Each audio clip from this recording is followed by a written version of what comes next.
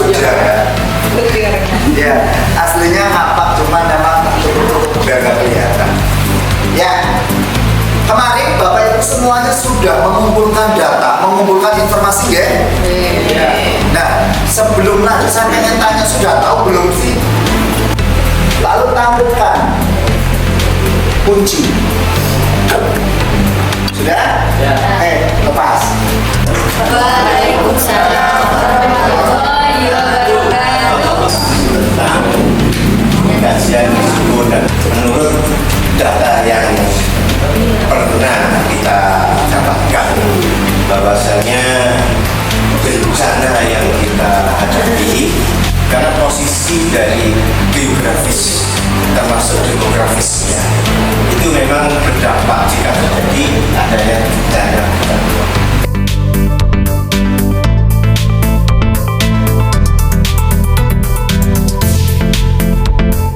Adalah tanggal 13 Februari 2020 ini ada gempa magnitudo, kemudian dampaknya nomor 10 di sini adalah tanggal 21 Desember tahun 2021. Jenis kejadian bencananya adalah petir. Kemarin sudah disampaikan langsung sama Bapak Abdul Ghafur teman kita.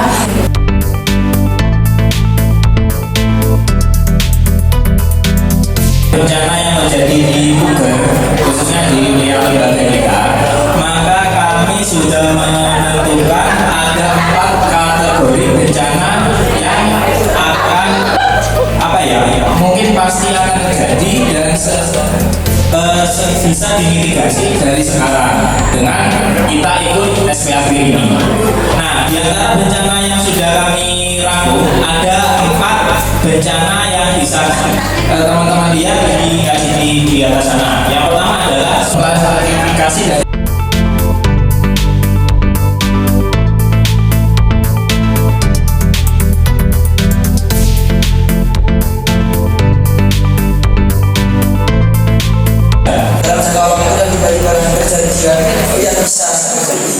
karena di daerah saya sendiri orang-orang masih tidak memiliki kesadaran.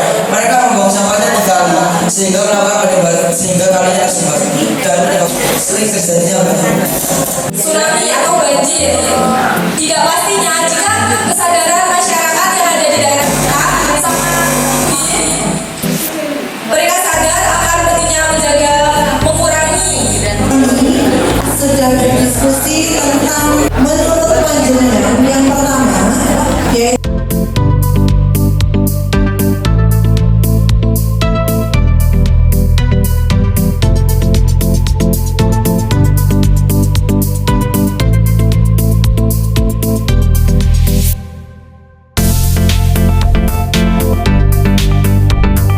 kali tambah, kemudian terpal dan juga beberapa alat keselamatan yang lain insya Allah sudah ada, cuma jumlahnya minim atau ini memang belum ada program yang semacam itu, sebenarnya belum ada. Dan berkaitan dengan perencanaan kemarin, saya juga menyampaikan pada Mbak yang ada di sini kemarin bahwa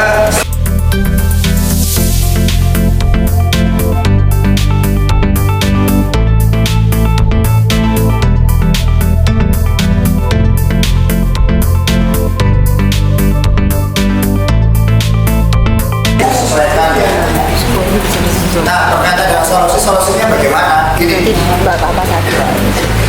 yang pertama terkait dengan bencana, ya. Daripada program ini, Bapak, kita akan fokus kepada peningkatan kapasitas, kepada peningkatan pengetahuan warga sekolah. Itu 3. Kenapa? Karena itu adalah mindset yang paling utama. Dan mohon maaf, Bapak, ketika anak sudah lulus, kalau mindset itu sudah terbangun dimanapun, insya Allah bisa aman, ya. Jadi ketika ada gempa, mereka sudah tahu nih harus. Dan siswa memang harus dilibatkan dalam pembuatan peta evakuasi dalam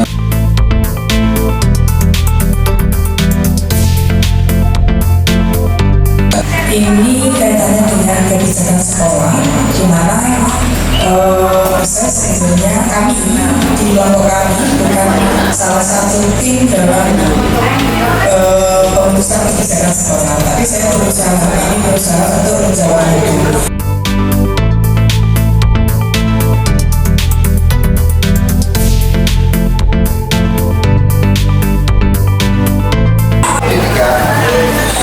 Terkena bencana, ruang kelasnya hancur.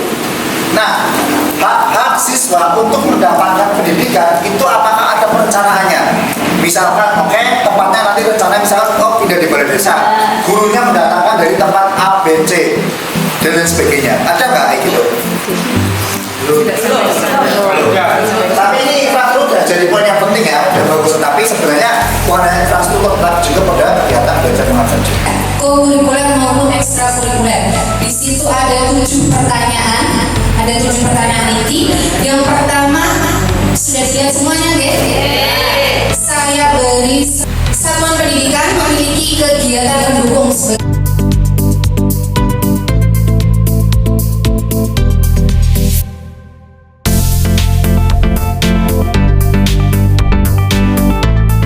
Sebelumnya, perkenalkan nama saya Nafisha Deni Sabitri dari kelas 9D.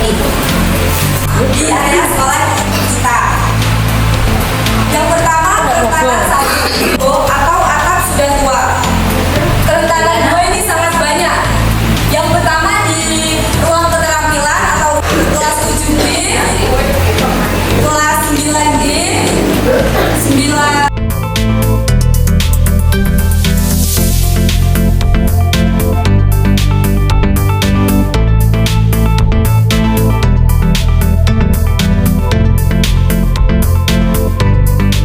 Tetapi menuju ke situnya itu terlalu jauh, bisa sampai ke akses Itu satu, itu satu. Keduanya juga ada tiang listrik itu. Tidak terlalu tinggi dan membahayakan menurut saya. Bisa ditempatkan di situ juga. berarti gini, berarti harus beda-beda. Ya. Ketika titik kumpulnya banyak, tidak hanya satu, kira-kira siapakah yang melit semuanya itu? Karena dalam Tapi pertengahan kaki. Pertanyaannya Bapak Ibu lebih paham, lebih kenal, lebih dekat dengan pohon-pohonnya nih. Iya. Kira-kira pohonnya aman enggak? Kan kadang ada pohon yang terganggu atau enggak. Melihat di sini kira-kira sih aman enggak? kalau misalnya pohonnya ini kelompok 1 memiliki masukan atau pendapat dari kami yang mungkin bisa dibilang sering disepelekan, yaitu kesadaran warga masyarakat sekolah. Warga sekolah. Apabila sekolah ingin mengurangi resiko bencana dengan cara memperbaiki atau menambahkan fasilitas keamanan, menurut kami kita juga perlu menyadarkan seluruh warga sekolah mengenai pentingnya mengurangi resiko bencana dengan menjaga fasilitas tersebut.